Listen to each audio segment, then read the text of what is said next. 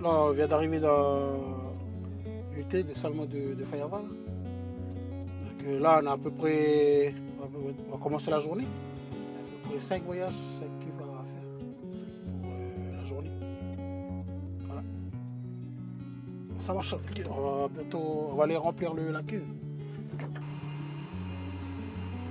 On est devant l'armoire électrique. On va commencer la production. Comme c'est un démarrage progressif du moteur, donc on est toujours obligé de rester dessus. Une fois qu'on est à 2 bars, on lâche tout, quoi. Là, c'est la première pompe, après on va faire démarrer la deuxième pompe.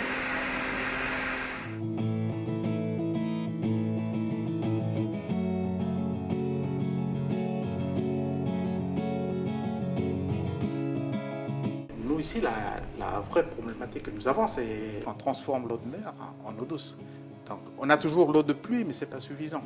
La problématique qui se pose chez nous, c'est qu'on a une nappe phréatique qui est très mince. Et on ne peut pas l'exploiter, parce que si jamais on exploite notre nappe phréatique, le problème qui se pose, c'est qu'il y aura une infiltration de l'eau de mer qui risque de remonter et qui risque d'avoir des problèmes sur la nature. Comparé à nos collègues de l'IFU ou de Marais, eux, ils peuvent utiliser leur nappe phréatique. Nous, on ne peut pas parce que notre nappe phréatique, elle n'est pas homogène sous l'ensemble de l'île. Alors voilà pourquoi on avait opté pour les unités de dessalement. Voilà, l'eau de la production, elle est dedans, là, elle est stockée là. Le camion, lui, il va arriver, il va se mettre là. Bah, ça, c'est nos pompes de chargement. On a un compteur de contrôle qui est là pour voir la quantité d'eau qui est consommée par la population. Le camion, lui, il arrive, se gare ici. On prend un de nos tuyaux et on branche. Voilà.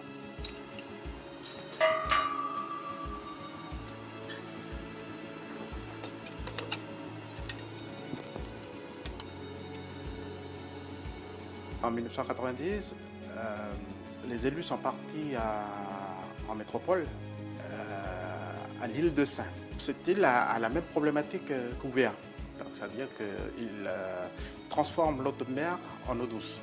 Donc nous sommes aujourd'hui, en 2018, avec la 3e unité de dessalement qui a été mise en place. Mais il faut savoir que dans le cadre du plan d'aménagement général de la commune, il était prévu d'en construire 5. On a à peu près 7 ouvriers. Donc, on a un directeur du service de l'eau, on a un fontainier, on a des chauffeurs, livreurs, et qui font tout le temps tout l'ensemble de l'île. Voilà, on est parti pour la livraison. Au centre de dialyse. Ok. Là, je vais fermer la vanne. À certaines époques, quand il n'y avait pas de l'eau, on faisait venir de Nouméa par barge avec les militaires. On faisait venir des convois de l'eau acheminée de Nouméa. Donc aujourd'hui, on n'a plus ça parce que les unités de dessalement ont quand même permis de faire évoluer tout ça. Là, comme le réseau, il n'est pas raccordé tout partout, là. Donc on est obligé de livrer par le camion citerne.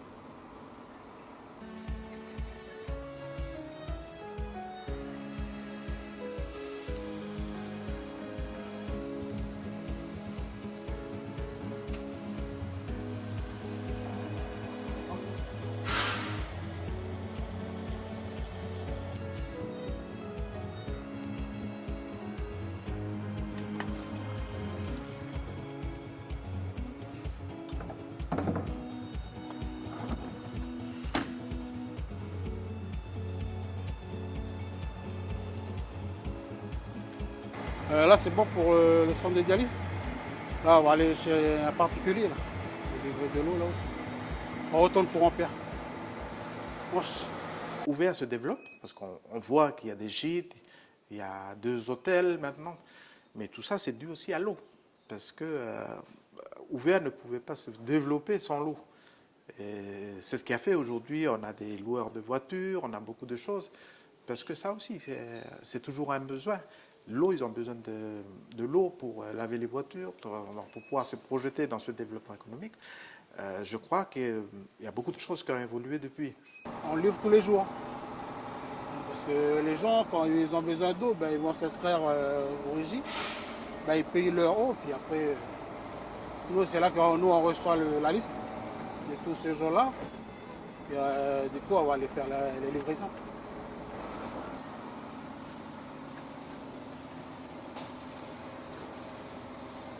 UVA a le prix de l'eau le plus cher au niveau du territoire.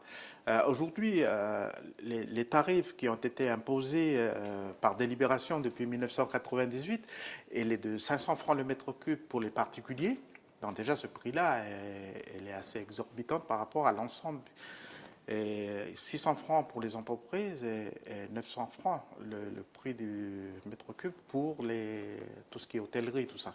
Le prix de l'eau, elle est calculée en fonction aussi des charges. Le personnel coûte déjà 24 millions. Tout le personnel dédié aux unités de dessalement, dédié au service de l'eau, elle nous coûte déjà 24 millions. Alors que de l'autre côté, on n'a que 20 millions de recettes.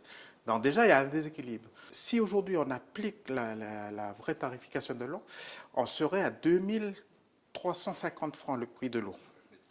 Le mètre cube, le prix du mètre cube, si jamais aujourd'hui on applique au tarif réel, c'est-à-dire on prend les charges de fonctionnement, les dotations aux amortissements, le salaire du personnel, les charges d'entretien des unités de dessalement, l'électricité, le coût du téléphone. Donc, on compare ça avec la production annuelle et on a le tarif de l'eau. Une unité de dessalement, elle coûte quand même 100 millions, donc c'est pas donné.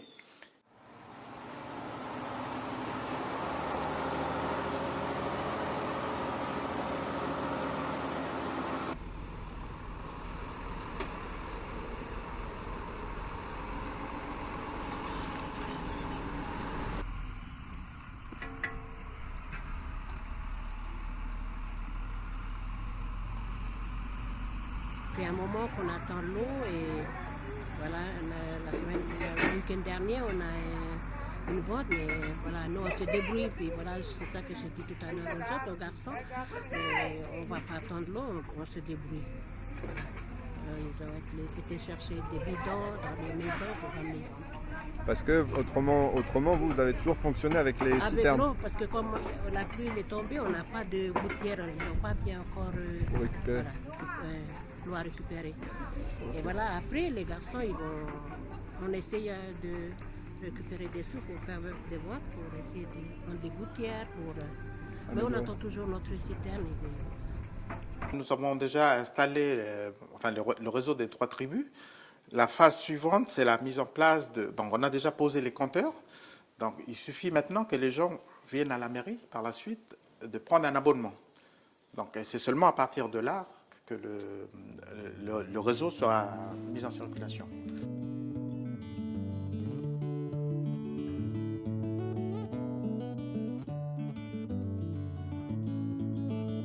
On fait des choses adaptées à l'île. On a construit des citernes, on a acheté des cuves à eau.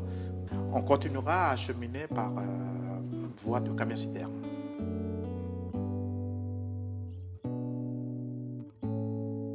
On veut que dans le futur, tout UVA soit sur réseau. Mais voilà, maintenant, c'est les moyens financiers. Il faut que ça va aussi avec tout ça.